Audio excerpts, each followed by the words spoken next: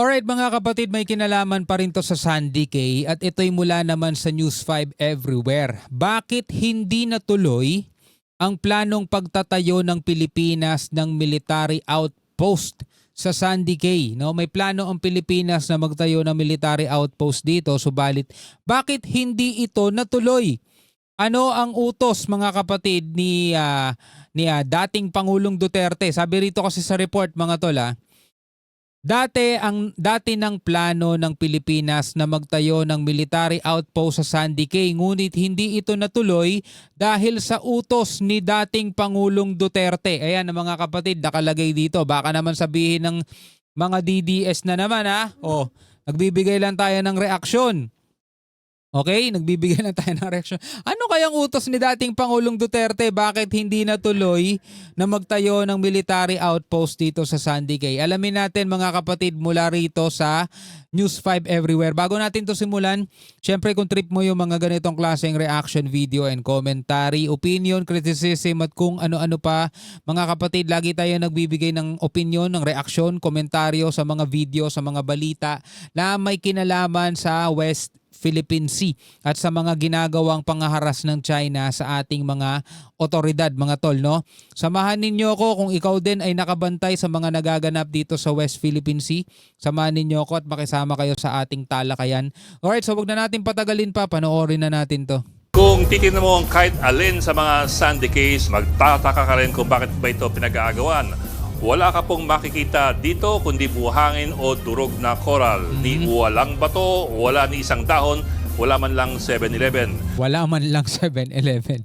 Literal na sandbar lamang po ito na nakausli mula sa tubig. Apat po itong Sandy Cay mula Sandy Cay 1 hanggang 4. Ang pinakamalaki sa kanila ay Sandy Cay 2. 100 metro lamang ang haba. Ang pinakamalit naman, wala pa pong 10 metro. Pero ayon kay retired Admiral Romel Ong, ang dating Vice Commander ng Philippine Navy at dating Commander ng Naval Forces West na nakabase sa Palawan, muntik na itong matayuan ng Pilipinas ng isang military outpost. Muntik ng matayuan. Tong 2017 daw, isang taon lamang mula nung South China Sea Arbitral Award, binalak daw itong tayuan ng Philippine Navy ng isang maliit pero permanenteng istruktura na gawa sa prefab na simento at nipa. Okay, so bigyan natin to ng haka-haka. 2016 lumabas yung arbitral ruling. Siyempre para sa mga sundalo natin, lalong-lalo na sa ating mga Navy na matagal na sa serbisyo, masaya sila. Diba? Kasi may lumabas ng arbitral ruling na sasabing sa Pilipinas talaga to. So plano nila na magtayo ng maliit na outpost dito. Kaso ang problema mga tol, hindi naman sila masusunod eh. Tuloy natin. Lalagyan sana ito ng tauhan na galing sa Pag-asa Island kung saan meron tayong permanenteng komunidad at airstrip. Ang balak, may tauhan sa outpost na ito na round the clock or 24/7 na susuportan po ng pagkain at gamit galing sa Pag-asa Island. Ang tingin kasi ng Navy, ang Sandy Cay ay bahagi lamang naman po talaga ng T2 o yung Pag-asa Island. 2 o 3 kilometro lamang kasi ang layo nito mula sa Pag-asa Island. Napakalapit. At ang tawag pa nga dito ay T2 Reef. Yun lang, bago mapatupad ng Philippine Navy ang pagtayo ng outpost na ito, inutos raw ni dating Pangulong Duterte na huwag na po ituloy ang plano. Yun lang.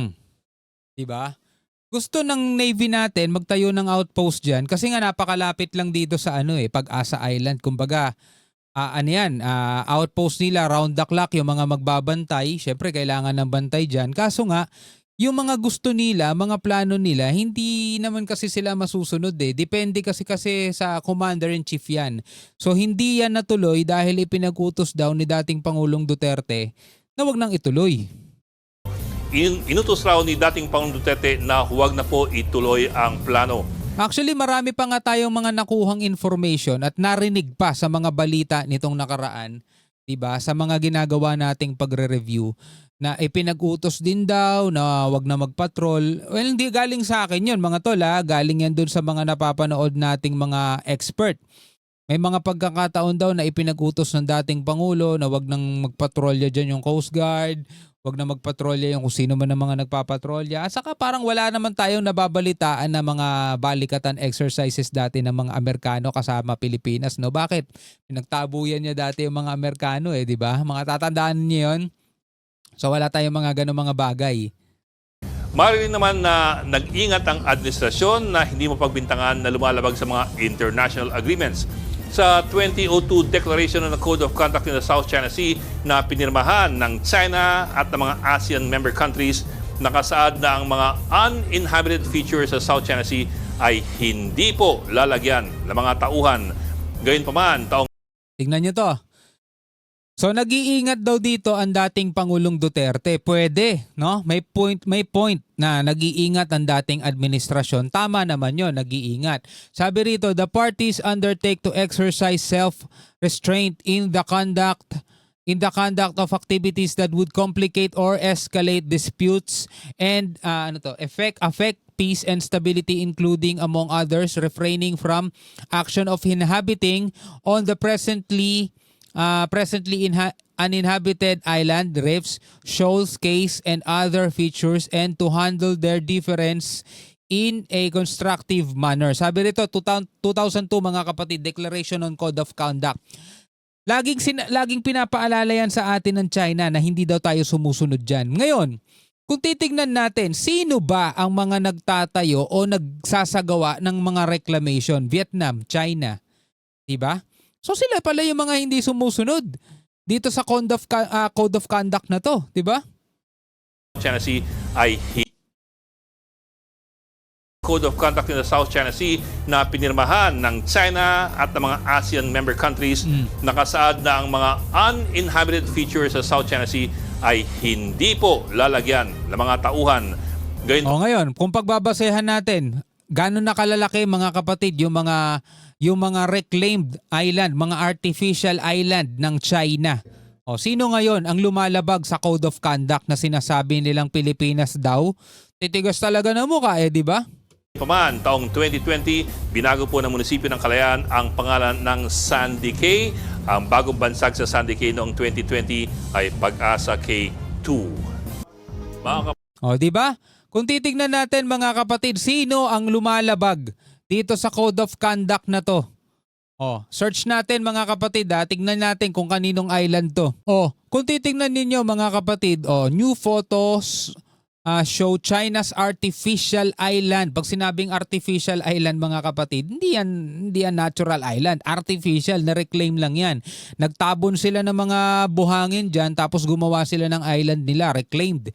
Yan, new photo show China's artificial islands are highly developed military bases. Bukod sa gumawa sila ng artificial island which is labag doon sa Code of Conduct sa mga uninhabited mga kapatid na lugar, huwag tatayuan ng structure, bukod doon mga kapatid, ginawa pa nilang military base. Buildings and communication structures are seen on an artificial island built by China in Mischief Reef in the Spratly Islands.